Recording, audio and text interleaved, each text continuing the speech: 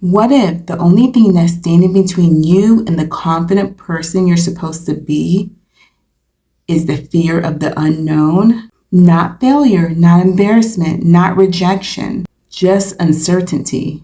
Fear has kept you quiet in rooms where you deserve to speak.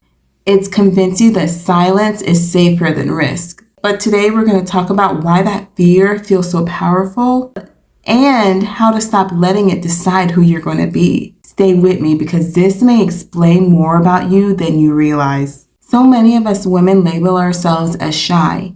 And, there's nothing wrong with being shy. So let's make that clear. But we say, I've always been shy. I've always been a quiet person. It's just my personality. But let's look at that, because most of the time it's not because you don't have thoughts. It's not that you don't have opinions or that you don't want to speak. It's just that you don't know what will happen if you do. And most of our brains hate not knowing the outcome. So our brains are wired to protect us. It's almost like uncertainty seems dangerous. When you stay quiet, your brain says, good job. We avoided risk. No embarrassment today, no rejection today, or no conflict today. Silence feels safe, but safe doesn't mean aligned, and safe does not mean confident.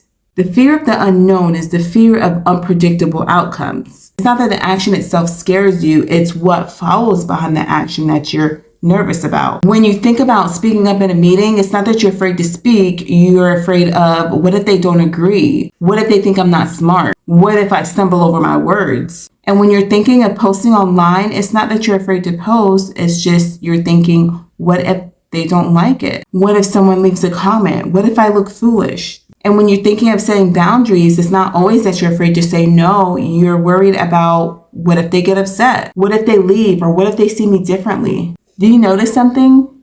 Fear ends in a question mark. And your brain fills in that question mark with the worst case scenario, not the realistic one, the worst one. And because you can't predict the outcome, you choose silence. The fear of the unknown keeps us small. Here's how it shows up in our lives day to day.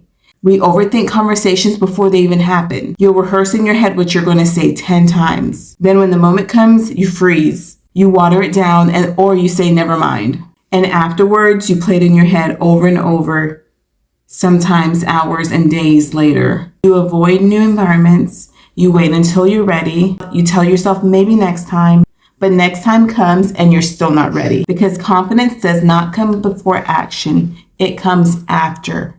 And the longer you let fear decide for you, the smaller your world becomes. And that's the part no one talks about. The fear of the unknown doesn't just keep you quiet, it keeps you limited. Confident women are not always fearless. They don't walk into rooms knowing exactly what's going to happen. They don't have guarantees, they don't have certainty. They just move anyway. Confidence is not always the absence of fear. It's the decision that fear does not get the final say. The difference between you and the women you admire is not bravery levels. It's action of uncertainty. She speaks not because she knows it's going to go well. She speaks because she knows she's going to survive even if it doesn't. Read that again in your mind. She knows she'll survive. That's it. Confidence grows in the unknown. Now let's get practical because motivation is powerful, but you don't need tools. First, shrink the risk in your mind. When your brain says, what if I embarrass myself? Pause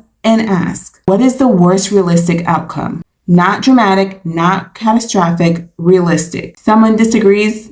Okay. Someone responds maybe not so enthusiastically? Okay. Someone forgets about it in about 5 minutes? Most likely. We overestimate what people think of us. Truthfully, everyone's thinking about themselves. Second, use the 5-second rule. When you feel the urge to speak, count down 5, 4, 3, 2, 1 in your head and start talking before your brain interrupts. Hesitation feeds fear. Speed interrupts it. Third, focus on contribution and not perfection. Most shy women are hyper aware of how they look. How I sound? Do I seem awkward? Was that dumb? Instead, ask, did I add value? Did I express myself honestly? Confidence grows when you focus shifts outward. Fourth, Practice micro bravery. You don't have to transform overnight. Start small. Ask one question, share an opinion, make eye contact for an extra 2 seconds, say no once a week. Each small act tells your brain, we can survive this. And survival builds confidence. Now, here's a mind shift that changes everything. You only imagine the unknown going wrong, but what if it goes good? What if they respect your opinion? What if someone says, that's a good point? What if speaking leads to opportunity? What if starting your channel changes your life? What if setting boundaries make people value you more? The unknown isn't just danger, it's possibilities. And every time you stay silent, you eliminate your possibilities. The woman you want to become exists in rooms that you're currently afraid to step into. She exists in conversations you're afraid to start. She exists in risks you're afraid to take. She is waiting on the other side of uncertainty. This title hits so close to home. This is me in a nutshell. I'm speaking to myself also. So the next time your heart starts beating, you're afraid to speak, you're afraid of the outcome, and your mind starts saying, what if? I want you to remember this. You're not shy. You're just afraid of not knowing what will happen next. And that's human, but you don't have to let fear run your life. Speak anyway, apply anyway, post anyway, set that boundary anyway. Because confidence is not built in comfort. It's built in courage. Courage is just action before certainty. If this spoke to you, comment, I'll speak anyway. And if you're a woman ready to grow into your confident self, subscribe, share, like, comment, because we're building that version of you step by step. I'll see you in the next video.